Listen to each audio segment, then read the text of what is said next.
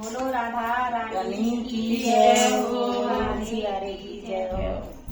ये भजन गाए जा रहे हैं। बहना आओ कमेंट में बताइए, तुम बताती हूँ तभी हमारी तो सभी मेहनती जाए। बेकार जाएगी ये। मेहनत बहुत कर रहे हैं तो बताया करो। आंटी कमेंट कर रहे हो, कमेंट करने में क्या आ रहा है? सलाहते रहो करो, हम तुम्हें करेंगे तुम हमें करेंगे तब उठेंगे। सलाहते रहती ना माता